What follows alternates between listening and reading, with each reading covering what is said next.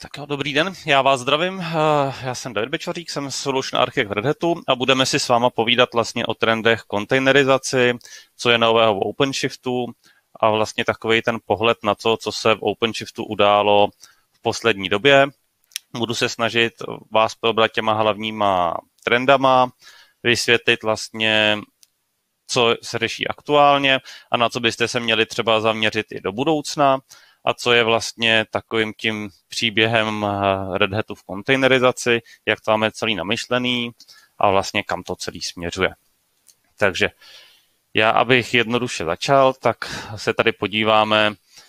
na náš první slide, kde vlastně představujeme OpenShift jako celou platformu, abyste vlastně viděli, z čeho se skládá. Hodně často vlastně zaměňujeme slovo OpenShift a Kubernetes, protože OpenShift je distribucí Kubernetes, ale tím, že je to distribuce, tak do toho přidává mnohem víc. To, co je vlastně důležité si uvědomit, že když si tady už podíváme ten obrázek, tak OpenShift jako řešení je vlastně složený z nějakého základního operačního systému, který pro nás je buď Red Hat Enterprise Linux, nebo teďka ponovu Red Hat CoreOS, který umožňuje snazší správu infrastruktury, snazší správu těch jednotlivých operačních systémů, je plně integrovaný s OpenShiftem, OpenShift se ho umí manažovat a podobně.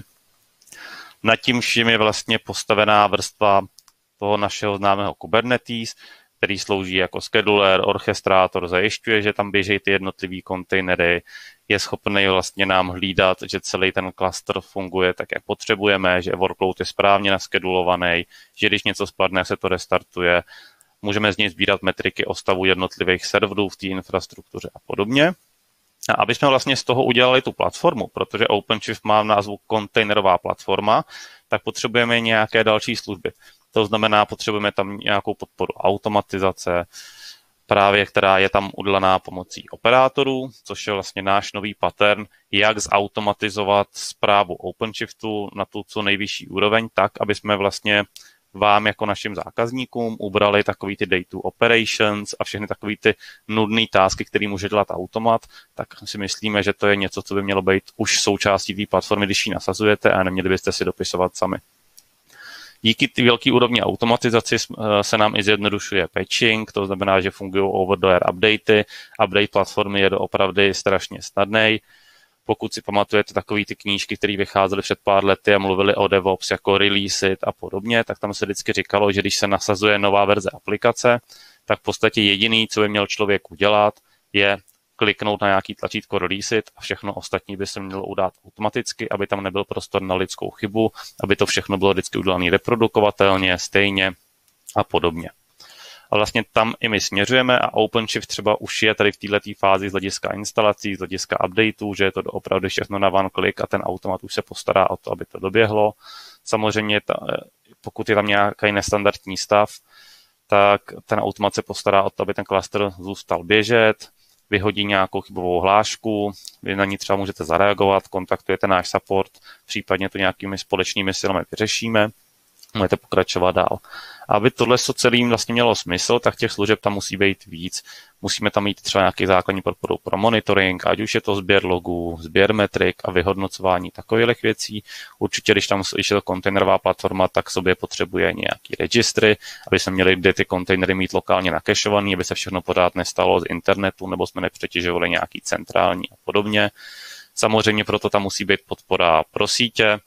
ať už je to softwarově definovaná síť, jakoby SDN uvnitř, tak i integrace na nějaký softwarově definovaný sítě třetích stran. Samozřejmě musí tam být OpenShift router, neboli ingress a ingress router, který vám umožňuje dostat ten síťový provoz do toho OpenShift clusteru nebo ven. Ponovu je tam podpora virtualizace pomocí KubeVirtu, OLM pro správu jednotlivých operátorů, nativní podpora Helmu a další služby. Tím vlastně jsme se dostali do stavu, že máme něco, čemu říkáme OpenShift Kubernetes Engine, to znamená ta základní platforma. A nad tím ještě je možnost něčeho, co mu se říká OpenShift Container Platform, která tady ten koncept dál rozvíjí a přidává vlastně podporu dalších, dejme tomu, softwarových komponent, o kterých budeme dneska trošičku mluvit. Ať už je to Service Mesh, které je založené na Istio, ať už je to serverless, o kterém budeme mluvit trošičku víc, ať už je to podpora pipeliningu, to znamená, že doopravdy jsem schopný celkem jednoduše vytvářet pipeline v OpenShiftu, dokonce to funguje tak, že už je to hlídaný operátorem, všechno je to grafický, pokud potřebuju, takže si tam pomocí nějakých kostiček natahám jednotlivý komponenty, řeknu jim, co mají dělat a vlastně z toho si třeba udělám nějakou templateu, která je parametrizovatelná, vytvořím si standardní pipeline třeba pro Python aplikace, pro Java aplikace pomocí Mavenu, pro Java aplikace pomocí Gradle, můžu tam mít připravený Quarkus a všechny tady ty moderní runtimey. A vlastně vývojář pak, když jenom vyvíjí, tak on vyvíjí standardně pro svůj build systém, nemusí vědět nic moc o kontejnerizaci a jenom vlastně OpenShiftu pak řekne, tady jsou zdrojáky, použij standardní build v této organizaci, který my používáme pro takovejhle a takovejhle pipelining. Takže například to třeba Python aplikace, klikne si, je to Python, hodí tam odkaz na repozitář a vlastně už má vytvořenou pipelineu, která je z nějaký template, kterou předpřipravil nějaký DevOps inženýr a může ji vřele používat. Zároveň tam je přidaná už i podpora pro nějaké aplikační služby, ať už to je pro integrace třetích stran na různý databáze, různý běhové prostředí, integrace jako služba, business automation procesy a podobně, tak i v tom cloud native prostředí potřebujeme podporu takových věcí, takže můžete celkem bez problémů provozovat PostgreSQL klastry, můžete tam mít naši integraci, která má celkem jakoby novátorský přístup k tomu, jak řešit integraci v době serverlessu, v době cloud native a podobně, že je to opravdu věc, která je distribuovaná, je možno ji dávat těm aplikacím. Nemám tam jednu monolitickou aplikaci, na kterými visí úspěšnost celé infrastruktury a podobně. A samozřejmě, aby tohle to všechno mělo smysl, tak tam musí být i velký tlak na služby pro vývojáře. To znamená, ať už nějaký lepší command lineový klient, který my říkáme OpenShift Do, který opravdu strašně zjednodušuje práci s Kubernetes pro vývojáře, tak různý extenze do populárních IDček, ať už to je nějaký IntelliJ, Eclipse nebo Visual Studio Code, tak i vlastně náš přístup k tomu vývoji a naší rodině CodeReady, kde je to zejména CodeReady Workspaces, což je naše cloudový IDE, který běží v OpenShiftu, je přístupný přes webový browser, můžu tam mít vývojový prostředí kontejnerizovaný, řeší mi to vlastně náhradu nějakého VDI pro vývojáře, řeší mi to třeba teďka v době, kdy je víc a víc populární remote práce, přístup vývojářů do mý sítě vývoje, protože mi opravdu stačí, aby ten vývojář měl kdekoliv browser, zdrojáky vlastně nikdy neopouštějí OpenShift a celý vlastně ten vývoj příběh jde postavit tak, že se děje uvnitř toho OpenShift klastru. Tak a vlastně, když o tady tom všem mluvíme, tak co si je to vlastně třeba ještě trošičku uvědomit a co se nám vlastně děje, že jak je OpenShift populární, tak ty organizace ho vlastně začaly víc a víc adoptovat a někteří už dospěli do té fáze těch OpenShift klastrů, už mají třeba větší množství, protože ani ten OpenShift není úplně ideální nafukovat do nějakých obřímých instalací, ale ukazuje se je třeba kvůli nějakým security věcem nebo oddělením týmu nebo prostě nějakým důvodům na zvýšení dostupnosti. Je lepší mít těch klastrů víc. A k tomu vlastně vzniklo něco, čemu my říkáme Advanced Cluster Management, což je vlastně náš nový nástroj, který umožňuje správu OpenShift a Kubernetes klastru. Umožňuje vytvářet OpenShift na jeden klik v těch podporovaných prostředí, ať už je to na OpenStacku nebo v public cloudu, ať už je to AWS nebo Azure, tak všechno to tam máte vlastně předpřipravený před nějaký management. Samozřejmě to umožňuje nejenom vytvářet, patchovat a rušit ty klastry, ale třeba i zjišťovat, pokud běžejí nový na nějakom neautomatizovaném prostředí. Zároveň můžete vytvářet nějaký security politiky a dělat compliance checky. To znamená, že víte, že ten váš cluster splňuje třeba certifikaci XYZ a můžete na něm mít takový a takový data. A ty skeny vlastně probíhají kontinuálně. Takže vlastně z toho vašeho prostředí víte, co vás čeká, víte, jestli nějaký klaster třeba porušuje nějakou bezpečnost nebo se nasazuje aplikace, která třeba nastavuje něco nestandardně, tak vám to hned zahlásí. Zároveň často jste schopni částečně ty klastry konfigurovat. A ta poslední věc, která je zajímavá, jste schopný přesto i přímo deployovat aplikace do jednotlivých klastrů, zajistit, že aplikace běží skrz více klastrů, všechny vysoké dostupnosti, vidíte, jak ty aplikace spolu komunikují, máte tam nějakou základní vizualizaci, vidíte ty metriky, které jsou z toho zebraný. A je to vlastně takový krásný nástroj, který to uzavře do celkového příběhu, že já vlastně můžu mít nějaký klasický set klastrů, kde mi běží ten důležitý workload, na který mám nastavený všechny ty důležitý security a compliance skeny. Pak si na různých edgech a různých cloudech můžu pouštět on-demand klastry, tak abych si tam spustil jenom ten dočasný workload, který potřebuju, abych to vždycky věděl na nějaký scale to zero a podobně, aby mi tam neběhaly věci, za které já platím úplně zbytečně. A všechno tohle mám pod jedným jednotlivým managementem, kde jsem schopný si celkem snadno klikat a podobně. Tak, a aby tohle všechno mělo smysl, tak si vlastně musíme uvědomit, že OpenShift je díky tomu platforma, která je schopná běžet relativně kdekoliv, běží v podstatě na jakomkoliv velkom veřejném cloudu. U těch větších máme i víc offeringů, ať už je to OpenShift Dedicated, který tady vidíte primárně na AWS a Google Cloudu, kde v podstatě Red Hat se vám stará o vaši OpenShift instalaci, takže pro vás je to skoro jako služba, nemusíte se starat o žádný patching, o dostupnost toho klastru a podobně, jenom vždycky kontaktujete engineering a ten se vám stará o to, aby ty klastry byly updateovaný, hlídá tu infrastrukturu, která je pod tím cloudová a podobně. Případně jsou tam i vyšší kooperace, ale Azure Red Hat OpenShift nebo Amazon Red Hat OpenShift, kde vlastně inženýři Red Hatu a Amazonu Microsoftu pracují spolu na řešení, který je pro vás fully managed, to znamená, že já si doopravdy ten klastr přes nativní prostředky toho cloudu vytvořím, řeknu, kolik chci nodů, je tam většinou třeba hodinový billing a podobně, takže je to i relativně jednoduchý z hlediska využívání výkonu a zdrojů, to znamená, že využívám jenom to opravdu to, co potřebuju, nemusím toho využívat víc, nebo můžu ty klastry kdykoliv rušit, kdykoliv je vytáčet a podobně. A pak samozřejmě ta poslední možnost je, že máte klasický OpenShift, o který se staráte sami a ten může běžet úplně kdekoliv v podstatě. Ať už je to nějaký cloud, ať už je to on-premise, ať už je to bare metal, ať už je to VMware, ať už je to Red Hat virtualizace, OpenStack. V podstatě je tady vlastně vidět, že ta podpora už je skoro všude. To, co je vlastně důležité, je ještě, že OpenShift v té nové verzi má 2 módy instalace, Full Stack Automation, a tomu říkáme IPI, a do Pre-Existing Infrastructure, kterým říkáme UPI. A v podstatě to znamená, že v tom Full Stack Automation OpenShift je schopný komunikovat s tím daným hypervizorem pro ten daný cloud nebo virtualizační platformu a ovládá si to celý sám. To znamená, že si nastavuje DNS, hlídá si rozestavení sítí, je schopný autoscalovat nody, je schopný vytvářet nový klastry a v podstatě celý je to bezzásahový, jenom mu vždycky v nějaký konzoli řeknete, co po něm chcete, nebo nastavíte nějaké machine set třeba v rozmezí, že chcete mít 6 až 12 nodů a on podle zátěže ty jednotlivé nody přidává, případně je schazuje dolů, migruje zátěž a podobně. Pokud vlastně není tady ta full stack automation možnost, tak vždycky existuje ten pre-existing infrastructure, tam to funguje tak, že vy se staráte o ty servery, aby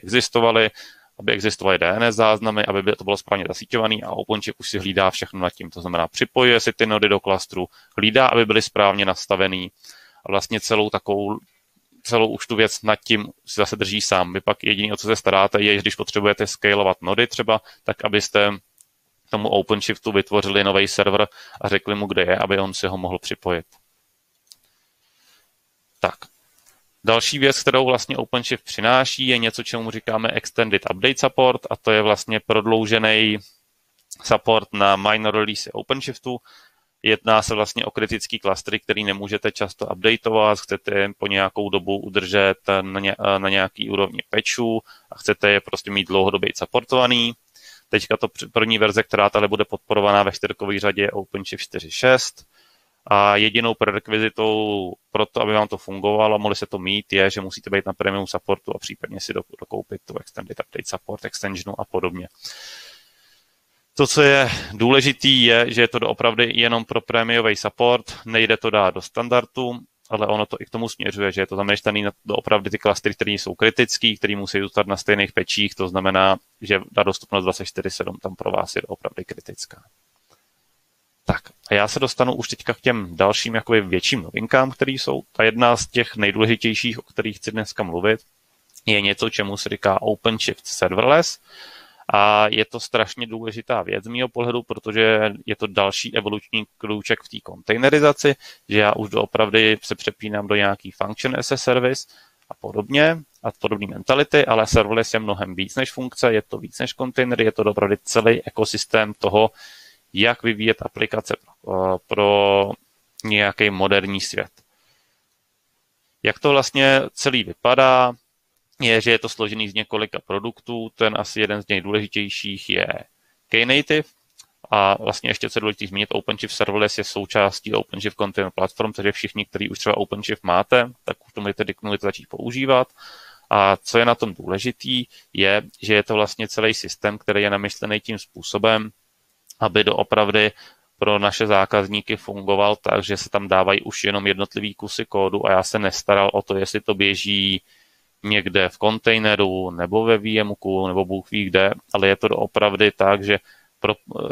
mám na vstupu nějaký eventy třeba, ty mi triggerujou nějaký moje aplikace, moje kontejnery a podobně. A jak to vlastně celý je spojený dohromady, je, že přijde nějaký event, a to mluvím za chviličku, ten spustí nějakou aplikaci, ta ji zpracuje, oddá nějakou odpověď nebo volá další aplikaci a vlastně pak se ukončí, takže nespotřebovám zdroje, který nepotřebuju. Celý je to udělané tak, aby to rychle startovalo, abych do toho dobře viděl, aby hezky fungovaly logy, všechno mi to sbírá do nějakého centrálního systému, můžu třeba i ty funkce a ty provolání jednoduše trasovat a vlastně o celém tady tím bude mít ještě i trošičku větší povídání dneska na jedný z našich session. Tak, to, co je vlastně na tom serverlessu ještě důležitý, je, že zejména naše zaměření je na to, aby ubýval data management, to znamená, ta platforma vám umožňuje snížit takový ty data operations, nemusíte se tolik starat o ty jednotlivé aplikace, protože máte řízený centrálně, fungují doopravdy spíš jakoby izolovaný kusy kódu, který jsou nasazený, který jsou prointegrovaný dohromady. Zároveň se s tím mnohem s nás vyvíjí, nemusím psát tolik jakoby jak tomu říct, boilerplate kódu, kde vlastně musím ošetřovat mraky chyb na každé aplikaci a stejně nemusím to tahat z externích knihoven, nemusím řešit, když mám bug v nějaký knihovně, takže musím na uvozovkách přenasadit celou moji infrastrukturu, protože se to může týkat všech aplikací, které ty knihovny mají a podobně. Celý je to vlastně externalizovaný, tady se v tom případě aktualizuje jenom v uvozovkách ten OpenShift Serverless, který mi zajistí opravdu všechny ty aplikace, protože většina těch služeb je providovaná těm aplikacím a oni nemusí mít v sobě zakompilovanou v rámci nějaké knihovny. Samozřejmě celý to směřuje k modernímu CI/CD systému, GitOps a podobným věcem, takže to opravdu zjednodušuje život. I třeba nějaký disaster recovery plány pak spíš vypadají tak, že já tu infrastrukturu pomocí třeba OpenShift, Advanced Cluster Manager vytvořím nový OpenShift i ze serverless a z Gitu tam nasypu všechny moje manifesty a on mi ten workload zvedne. Takže nemusím obnovovat nějak složitý předexistující stav, jenom vlastně tu infrastrukturu nasadím znova a zajistím, aby se dostala ke svým datům. Tohle to vlastně neuvěřitelně zjednodušuje takový ty klasické operace, které všichni známe a který děláme relativně neradi a on obecně obnovovat nějaký distribuovaný systém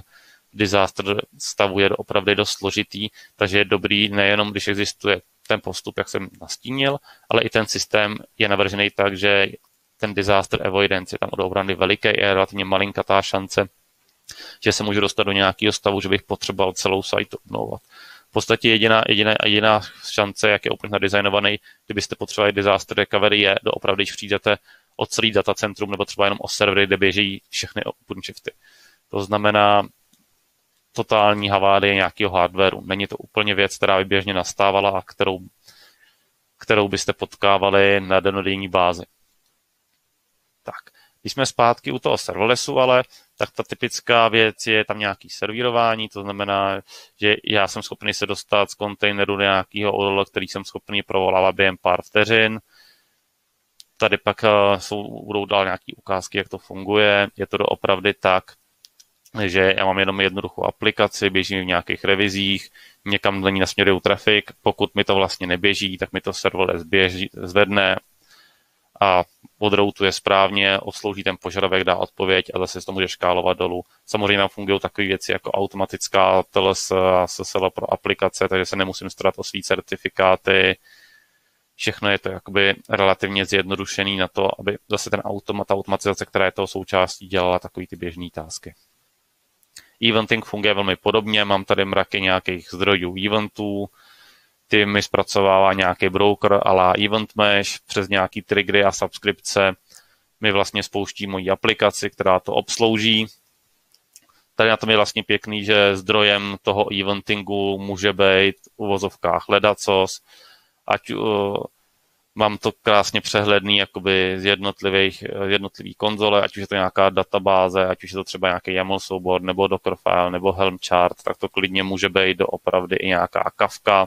nebo něco takového, takže se mi strašně hezky dělá infrastruktura, že třeba když narazím v Kafce na nějakou log message, tak mi to spustí nějaký kontejnery, který to uvozovka začnou spravovat, začnou s tím něco dělat. Úplně stejně můžu použít třeba náš KMLK a JBoss Fuse pro integrovat se i se s těma běžnýma systémama, jako je Salesforce, ať už je to, nebo třeba GitHub, nebo prostě jakýkoliv v uvozovkách proprietární systém, který tam máte. To, k čemu je to hezký, je, že já třeba tahle můžu postupně jako modernizovat aplikace. Na to máme celkem hezkou knížku, která se jmenuje Jak naučit slona tančit, kde prostě se vysvětluje, jak toho slona mám přiškrcovat, abych ty aplikace začal jako modernizovat a podobně. O tom si ale třeba promluvíme na nějaký další sešně. A vlastně, když to shrnu, tak celá myšlenka serverlessu je doopravdy o tom, bych správně využíval zdroje, to znamená, aby mi neběželo nic, co běžet nemusí. A zároveň, abych si hodně usnadnil data operations, abych se nemusel tolik starat o pečování každý komponenty a podobně a měl to dělaný vlastně nějakým centrálním způsobem. Tak. Když se dostaneme k observabilitě, kde je taky pár novinek, tady ta observabilita jako slovíčko je trošku nadnesený, tady se jedná spíš o sběr dat pro observabilitu, protože observabilita není jenom o technologické věci, ale je to i vlastně o té kultuře. Jestli já z těch dat, co seberu, jestli z těch logů, co vidím, jsem schopný to dát celý nějak dohromady. Tak, ale co se vlastně děje, je, že podporuje se víc a víc Prometheus, jeho cluster level alerting a podobně. Existuje tady projekt Thanos, který k tomu přidává další funkcionality a jsme schopní vlastně teďka dávat i většinu těch metrik, clusterových metrik, proto aby se na nich dali vytvořit nějaké alerty, abyste si zase na to mohli navěšet vlastní monitorovací systémy. A celý to bylo zjednodušení. To znamená, že celý ten systém metrik je už propojený hezky s alerting systémem, to znamená, že si můžu podívat, v jakom stavu to je, nejenom jako do toho mít ten vhled, ale i mít opravdu nějaký alerting a rozumný triggering na ty jednotlivý chybové stavy.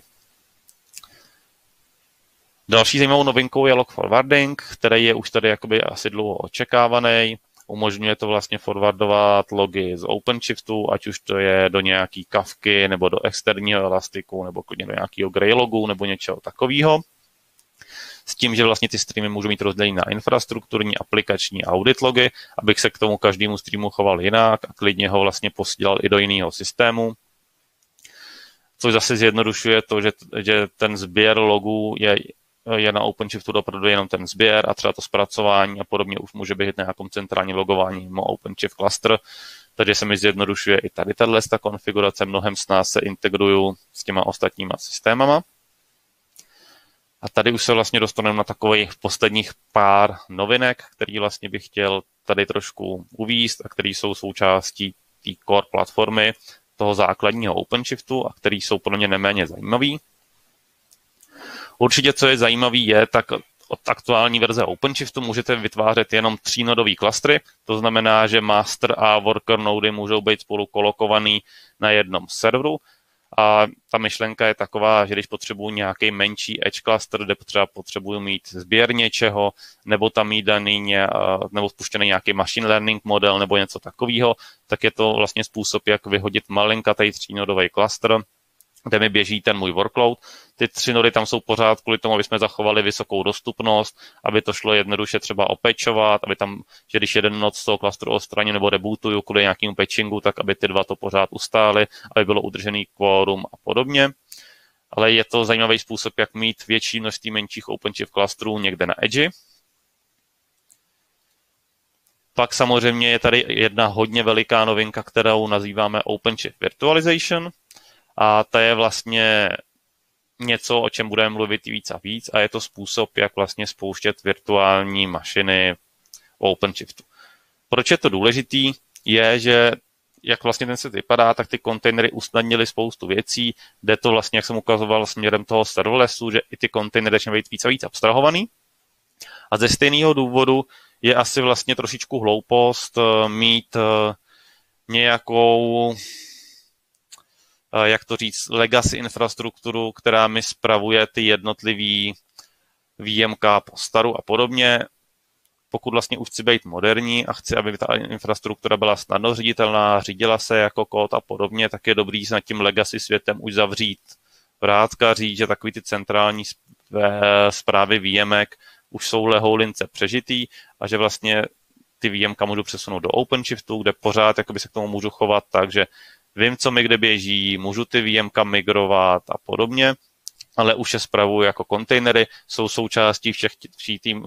těch mých software definovaných sítí v OpenShiftu, automaticky k ním dostávám Service Discovery, můžu je mít součástí Red Hat Service Meshe a všechny vlastně takovýhle jakoby věci. To znamená, že to VMko se mi zvenku chová v podstatě v tom ekosystému jako kontejner. Sice se o ten vnitřek pořád musím víc starat, mám k tomu nějaký operation cost, ale už je začlený do té moderní infrastruktury, je součástí toho OpenShiftu, je součástí Kubernetes, je součástí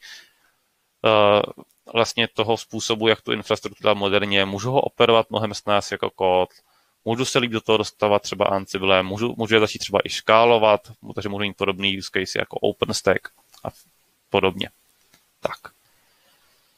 Další věc, která není už asi tak výrazná, ale pro mě je strašně důležitá, je něco, čemu říkáme Vertical Pod Autoscaler, což je v podstatě jenom nějaký kontroler, když to jako hodně zjednoduším, který sleduje, jaký máte nastavený resource limity pro váš workload a kolik ty aplikace doopravdy spotřebovávají a podle toho on vlastně nastavuje nebo vám dává nějaká doporučení, jak ty vaše resursy upravit. To znamená, že třeba pokud mám aplikaci, který jsem dal 4 CPUčka a 8 GB RAM, ale ona mi dlouhodobě spotřebovává jenom 2 CPUčka a 2 GB RAM, tak on mi bude radit, abych ty resursy trošku snížil dolů, abych vlastně, pokud je mám třeba ještě jako garantovaný, tak abych vlastně nebral potenciální výkon za tím aplikaci, mohl mít větší densitu workloadu a podobně. Takže je to věc, která mi zase pomáhá trošičku víc s tím, aby ten můj život byl lehčí, abych já nemusel po vývojáři říct precizně, kolik ta aplikace spotřebovává zdrojů, ale dlouhodobě to byl schopný nějak vyhodnocovat, monitorovat, měřit a v rámci toho vlastně i upravovat. A ta poslední věc, která je zase zajímavá, je tím, že OpenShift má tu velkou podporu automatizace v sobě, tak je tam podpora pro spot instance na AWS, je tam Autoscale 2 from 0, to znamená, že můžu mít klastry, které v podstatě nemají žádný nody, jakmile je potřebují, tak se naškálujou, nebo doopravdy používají ty dočasné instance v cloudu, abych já ušetřil. A mohl tam třeba spustit nějaký workload, který pro mě není kritický, ale chci ho třeba spustit, abych si třeba spočítal nějaký reportingy, vygeneroval třeba nějaký data nebo něco obohatil. A zároveň vím, že třeba nepotřebuji mít ten výkon garantovaný, nepotřebuji to mít třeba teď hned, ale stačí mi to třeba v rámci dnů, takže prostě můžu používat tedy tyhle dočasné instance i pro takovéhle potřeby, což zase mi umožňuje nějak šetřit v té infrastruktuře, využívat to cloudové prostředí efektivněji a podobně. Tak, a to je vlastně za mě všechno. Já vám moc poděkuju a budu se těšit, až se s vámi setkám osobně. Tak jo, díky moc a nashledanou.